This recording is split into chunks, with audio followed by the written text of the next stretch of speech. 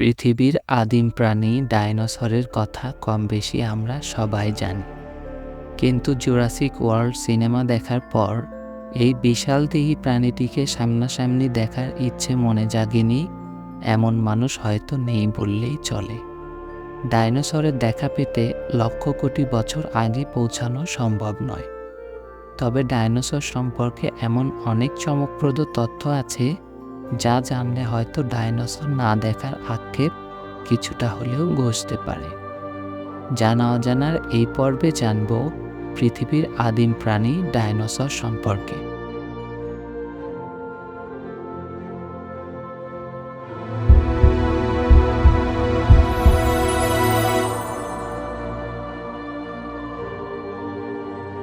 ডাইনোসরের ইতিকথা জানতে প্রথমেই মনে প্রশ্ন জাগতে পারে, ডাইনোসর আসলে কি বা কাদের ডাইনোসর বলা যায়।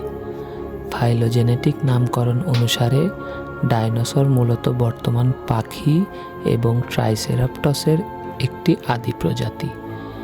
এভাবেও বলা যায়, আমরা এখন যে পাখি দেখতে পাই তারা প্রকৃত অর্থে ডাইনোসরেরই বিবর্তিত রূপ। অন্যদিকে ব্রিটিশ জীববিজ্ঞানী রিচার্ড ওয়েনের মতে ডাইনোসর হল মেগালোসরাস এবং ইগুয়ান্ডন প্রজাতির পূর্বপুরুষ। অর্থাৎ বলা যায় ডাইনোসর বা ডাইনোসরিয়া হল অর্নিথিসিয়া এবং সৌরিসিয়া প্রজাতির সংমিশ্রণ। একদম এক কথায় বলতে গেলে ডাইনোসর বলতে এমন অর্কসরদের বোঝানো হয় যাদের দেহের পিছনের অংশ পা হিসেবে দেহের সমস্ত ভার নিতে সাহায্য করে। অনেকে টেরোসর, মসাসর, ইচথিওসর, প্লেসিওসর এবং ডেমিট্রোডনকে ডাইনোসর বলে আখ্যা দিয়ে থাকেন, কিন্তু তাদের কোনো প্রজাতিরই ডাইনোসরের মতো শারীরিক গঠন ছিল না।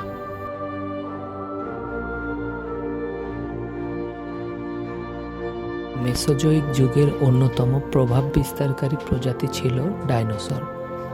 2018 সাল পর্যন্ত খুঁজে পাওয়া ফসিল বিশ্লেষণ করে বিজ্ঞানীরা প্রায় 900টির মতো ডাইনোসরের প্রজাতি বের করতে সক্ষম হন। অবশ্য জীবাশ্ম হিসেবে সংরক্ষিত অবস্থায় ডাইনোসরের মোট 1850টির মতো প্রজাতি রয়েছে বলে মনে করা হয়। তবে বিজ্ঞানীদের ধারণা এখনও 75% ডাইনোসরের জীবাশ্ম আবিষ্কার করা বাকি রয়েছে। 1995 সালের এক গবেষণায় ধারণা করা হয় পৃথিবীতে প্রায় 3400 প্রজাতির ডাইনোসরের উপস্থিতি ছিল, যাদের বেশিরভাগই ফসিল হিসেবে সংরক্ষিত অবস্থায় নেই। হাজার বছর আগেও মানুষ ডাইনোসরের ফসিল বা জীবাশ্ম সম্পর্কে জানত, তবে সেগুলো যে ডাইনোসরের ফসিল সে সম্পর্কে কোনো ধারণাই ছিল না তাদের। প্রাচীনকালে চীনাদের থেকে ডাইনোসরের ফসিল ড্রাগনের হাড় বলে পরিচিত ছিল এবং তৎকালীন ইতিহাসেও সেরকম বর্ণনায় পাওয়া যায়। এমনকি চীনারা ডাইনোসরের জীবাশ্ম ওষুধ হিসেবে ব্যবহার করত। তবে ইউরোপে ডাইনোসরের জীবাশ্মকে বিশালদেহী মানুষের কঙ্কাল বলে মনে করা হতো। 17 শতাব্দীর শেষের দিকে ইংল্যান্ডে প্রথম যে ডাইনোসরের জীবাশ্ম পাওয়া যায় তা ছিল মেগালোসরাসের উর্বস্থির হাড়। হাড়টি পাওয়া যায় অক্সফোর্ডশায়ারের চিপিং নটনের কাছাকাছি কর্নওয়েল নামক একটি জায়গায়। সেখানে চুনা পাথরের খনি থেকে হাড়টির সন্ধান পাওয়া যায়। 1815 থেকে 24 সালের মধ্যে ধর্মতত্ত্ববিদ উইলিয়াম বাকল্যান্ড আরও কিছু মেগালোসরাসের জীবাশ্ম খুঁজে পান এবং তা পরীক্ষা নিরীক্ষার পর প্রথম এই প্রজাতিটিকে ডাইনোসর হিসেবে নামকরণ করেন। সে সময়ের একটি বৈজ্ঞানিক সাময়িক পত্রে প্রকাশিত তার এই গবেষণাপত্র থেকেই মানুষ ডাইনোসর সম্পর্কে জানতে শুরু করে। 1858 সালে নিউ জার্সির ছোট্ট শহরে হ্যাডনফিল্ডের একটি মার্ল স্টোনের গর্ত থেকে উইলিয়াম পার্কার ফোলকে ডাইনোসরের যে জীবাশ্মটি আবিষ্কার করেন তা ছিল আমেরিকায় পাওয়া ডাইনোসরের প্রথম নমুনা। ডাইনোসরের এই প্রজাতিটির নামকরণ করা হয় হাইড্রোসরাস ফোলকি। উইলিয়াম পার্কারের এই আবিষ্কারটি ছিল বেশ গুরুত্বপূর্ণ, কেননা এটি ছিল প্রায় সম্পূর্ণ একটি ডাইনোসরের কঙ্কাল। অবশ্য এর আগে 1834 সালে ইংল্যান্ডের মেডস্টোনেও প্রায় সম্পূর্ণ ডাইনোসরের জীবাশ্ম আবিষ্কার করা হয়েছিল, কিন্তু উইলিয়াম পার্কারের এই জীবাশ্ম থেকে বিজ্ঞানীরা প্রথম দুপেয়ে ডাইনোসর সম্পর্কে জানতে পারেন। এর আগ পর্যন্ত সব ডাইনোসর চার পেয়ে বলেই মনে করা হতো। 1970-এর দশক থেকে ডাইনোসর গবেষণায় নতুন জোয়ার শুরু হয় বলা যায়। বিশেষ করে 1969 সালে জীবাশ্মবিদ জন অস্ট্রাম ডিনোনিকাস নামে এক ধরনের দুপেয়ে শিকারী ডাইনোসরের ফসিল আবিষ্কার করেন এবং তিনি দাবি করেন এরা ছিল উষ্ণ রক্তের ডাইনোসর। এর আগ পর্যন্ত মনে করা হতো ডাইনোসর ছিল শীতল রক্তের প্রাণী। এরপর ডাইনোসরের জীবাশ্ম থেকে নরম টিস্যু আবিষ্কার শুরু হয়। 1998 সালে দক্ষিণ ইতালির পিট্রারোইয়া প্লান্টেনকালকে একটি সেলিওসরের জীবাশ্ম আবিষ্কার করা হয়। সংগৃহীত নমুনাটি ছিল একটি কিশোর বয়সী সিপিওনিক্স সামনিটিকোস ডাইনোসরের। আশ্চর্যজনক ব্যাপার হলো জীবাশ্মে ডাইনোসরের অন্ত্র, লিভার পেশি এবং উইন পাইপের কিছু অংশ পাওয়া যায়। ট্রায়াসিক যুগের মাঝামাঝি থেকে শেষের দিকে অর্কসরদের থেকে ডাইনোসরদের আগমন ঘটেছিল বলে মনে করা হয়। প্রায় 25 কোটি বছর আগে পার্মিয়ান ট্রায়াসিক গণবিলুপ্তির ঘটনায় আনুমানিক 96% জলজ এবং 70% মেরুদণ্ডী প্রাণী বিলুপ্ত হয়ে যায়। এই ঘটনার প্রায় 2 কোটি বছর পর পৃথিবীতে ডাইনোসরের আবির্ভাব ঘটে। ধারণা করা হয় প্রথম দিকে ডাইনোসররা ছিল আকারে ছোট এবং দ্বিপদী। আর্জেন্টিনায় প্রায় 23 কোটি বছর আগে যে ধরনের ডাইনোসরের বিচরণ ছিল তাদের মধ্যে লেগাসুকুস এবং লেগারপেটন অন্যতম। প্রকৃতিতে সব কিছুরই রং বা বর্ণভেদে নানান প্রকারের দেখা মেলে, ডাইনোসরও তার ব্যতিক্রম নয়। 1842 সালে স্যার রিচার্ড ওয়েন সর্বপ্রথম ডাইনোসরের শ্রেণীবিন্যাস নিয়ে গবেষণা শুরু করেন। তার মতে ইগুয়ান্টন, মেগালোসরাস এবং হাইলিওসরাস হলো এমন এক ধরনের সরীসৃপ প্রজাতি যাদের ডাইনোসর বলে আখ্যায়িত করা যায়।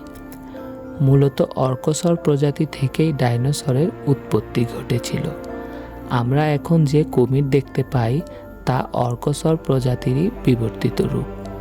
বর্তমানে বিজ্ঞানীরা ডাইনোসরদের প্রাথমিকভাবে 2টি শ্রেণীতে ভাগ করেছেন। এগুলো হচ্ছে সরিস্কিয়া এবং অর্নিথিস্কিয়া। গবেষণা থেকে জানা যায় ডাইনোসরের গড় আকার ট্রায়াসিক যুগ ও জুরাসিক যুগের গোড়ার দিক থেকে শেষের দিকে এবং ক্রিটেশাস যুগে প্রতিনিয়ত পরিবর্তিত হয়েছে। আর মেসোজোয়িক যুগে দ্বিপদী শিকারী ডাইনোসরদের বিচরণ ছিল বেশি, আর এদের ওজন ছিল প্রায় 100 থেকে 1000 কেজির মধ্যে। তবে ডাইনোসরদের যুগে সবচেয়ে বড় আর সবচেয়ে বেশি ওজনের ডাইনোসর ছিল সরোপড। প্রাক জুরাসিক যুগে এদের আবির্ভাব ঘটেছিল বলে মনে করা হয়, আর জুরাসিক যুগের শেষের দিকে বলতে গেলে গোটা পৃথিবীতেই ছড়িয়ে পড়ে এরা। যেহেতু পৃথিবীতে বিচরণ করা ডাইনোসরদের একটা ক্ষুদ্র অংশ ফসিল বা জীবাশ্ম হিসেবে সংরক্ষিত রয়েছে এবং এদের মধ্যে একটা সামান্য অংশ উদ্ধার করা সম্ভব হয়েছে, সেই কারণে সবচেয়ে বড় বা সবচেয়ে ছোট ডাইনোসর কোনটি ছিল তা হয়তো কখনোই বের করা সম্ভব হবে না। তবে এখন পর্যন্ত আবিষ্কৃত প্রায় পূর্ণাঙ্গ ফসিল এবং হাড়ের আকৃতি বিশ্লেষণ করে বিজ্ঞানীরা ডাইনোসরদের আকৃতির একটি ধারণা দেওয়ার চেষ্টা করেছেন।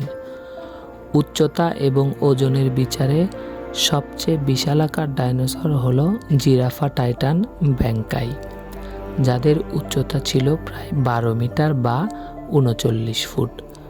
1907 থেকে 1912 সালের মধ্যে তানজানিয়ায় এর একটি জীবাশ্ম পাওয়া যায় এবং তা জার্মানির একটি জাদুঘরে প্রদর্শনীর জন্য রাখা আছে।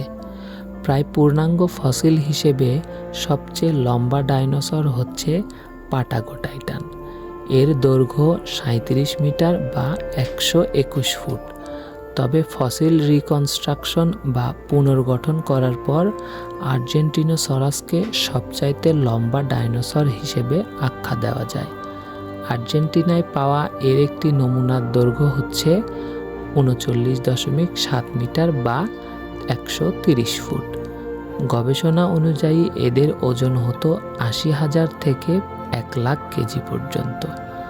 উচ্চতার বিচারে সবাইকে ছাড়িয়ে যেত সরোপোজা টাইটান নামের এক প্রজাতির ডাইনোসর। এদের উচ্চতা হতো ১৮ মিটার বা ৫৯ ফুট। আর মাংসাশী ডাইনোসরদের মধ্যে সবচেয়ে বড় ছিল স্পিনোসরাস, যারা লম্বায় হতো ১২.৬ থেকে ১৮ মিটার বা ৪১ থেকে ৫৯ ফুট এবং ওজন হতো ৭ থেকে ২১ মেট্রিক টন।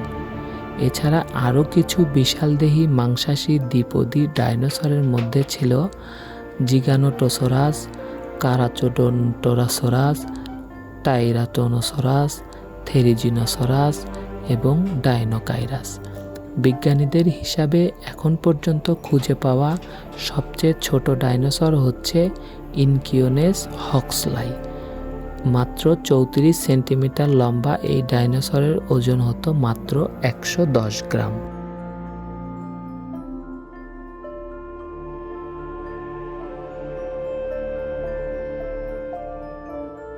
সাধারণত পাখিদের ঝাঁক বেঁধে আকাশে উড়তে দেখা যায়।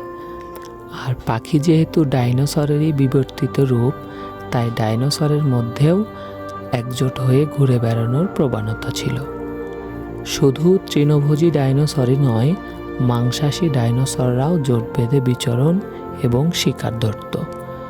তবে শিকার ছাড়াও এক প্রজাতির ডাইনোসর অন্য প্রজাতির উপর হামলা করত এমন প্রমাণও পাওয়া গেছে। ১৯৭১ সালে গোবি মরুভূমিতে পাওয়া জীবাশ্ম থেকে এমনটা নিশ্চিতভাবে বলা যায়। এখানে একটি ভেলোসিরেপ্টর একটি প্রোটোসিরেপ্টসকে আক্রমণ করেছিল। বলা হয় ডাইনোসররা দিনের বেলায় সক্রিয় থাকত, তবে কিছু কিছু প্রজাতি নিশাচরও ছিল। মানুষের মতো বলতে গেলে সব প্রাণী নিজেদের মধ্যে যোগাযোগ করে থাকে, তবে তাদের মধ্যে ভিন্নতা দেখা যায়। ডাইনোসরের মধ্যে যোগাযোগের মাধ্যম হিসেবে গবেষণায় দেখা যায় তারা পাখিদের মতো দৃষ্টি এবং কণ্ঠস্বর দিয়ে একে অপরের সাথে ভাব বিনিময়ের চেষ্টা করত। এরা শরীরের বিভিন্ন অঙ্গ যেমন শিং, ক্রেস্ট বা পালক যোগাযোগের মাধ্যম হিসেবে ব্যবহার করত। ২০১৬ সালের এক সমীক্ষায় দেখা যায় পাখি এবং কুমিরের মতো ডাইনোসররাও আওয়াজ করতে পারত, তবে সময়ের সাথে সাথে তাদের যোগাযোগের উপায়ও পরিবর্তিত হতে থাকে। এছাড়া ডাইনোসরদের দৈহিক আকারভেদেও ভাব বিনিময়ের পার্থক্য দেখা যায়। বর্তমানে পাখির সাথে ডাইনোসরের বৈশিষ্ট্যের সাদৃশ্য পাওয়া গেলেও কথাটা কতটা সত্যি তা জানার চেষ্টা চলছিল অনেক বছর ধরেই। ১৮৬৮ সালে টমাস হেনরি হাক্সলি ডাইনোসরের সাথে পাখির একটা সম্ভাব্য সম্পর্কের ধারণা দেন। পরবর্তীতে বিংশ শতাব্দীর দিকে গারহার্ড হেইলম্যানের গবেষণায় তা অনেকটা ভুল প্রমাণিত হয়। ১৯৭০ সালের দিকে অস্ট্রাম আবার ওই ডাইনোসর পাখির মতাদর্শ নিয়ে কাজ শুরু করেন। তিনি থরোপড বা ছোট দ্বিপদী ডাইনোসর এবং আদিম পাখির কিছু জীবাশ্ম খুঁজে পান। তাদের মধ্যে উল্লেখযোগ্য হল ইজিয়ান ফরমেশনে পাওয়া বিভিন্ন দ্বিপদী ডাইনোসরের কঙ্কাল এবং পাখির পালক। গবেষণায় দেখা যায় যে থরোপড ডাইনোসরের সাথে পাখির শারীরবৃত্তীয় শতাধিক মিল রয়েছে। ফলে বলা যায় যে পাখি আসলে কোটি কোটি বছর পুরনো ডাইনোসরেরই বিবর্তিত রূপ।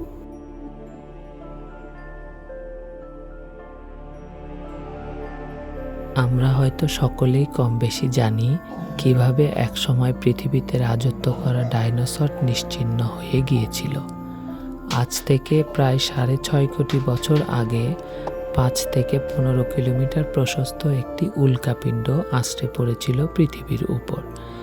এই ঘটনাকে বলা হয় ক্রিটেশাস প্যালিওজিন, সংক্ষেপে কেপিজে এক্সটেনশন ইভেন্ট। এর ফলে তাৎক্ষণিকভাবে পৃথিবীতে সুনামি, ভূমিকম্প এবং আগুনের ঝড়ে বহু প্রাণী নিশ্চিহ্ন হয়ে যায়।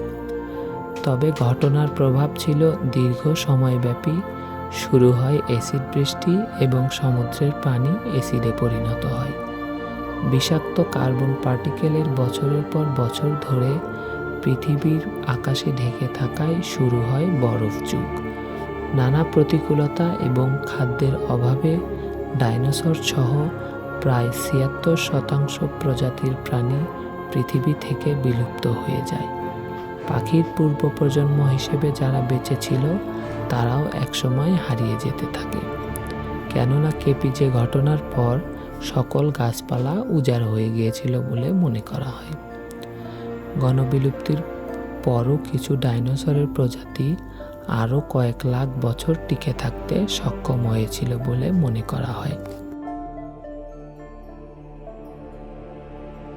আমাদের ভিডিওগুলো ফেসবুকে দেখতে চাইলে জানা অজানা ফেসবুক পেজটি লাইক এবং ফলো করুন। পরবর্তী ভিডিও আপলোড হওয়ার সাথে সাথে দেখতে চাইলে আমাদের চ্যানেলটি সাবস্ক্রাইব করে বেল আইকনটিতে ক্লিক করুন।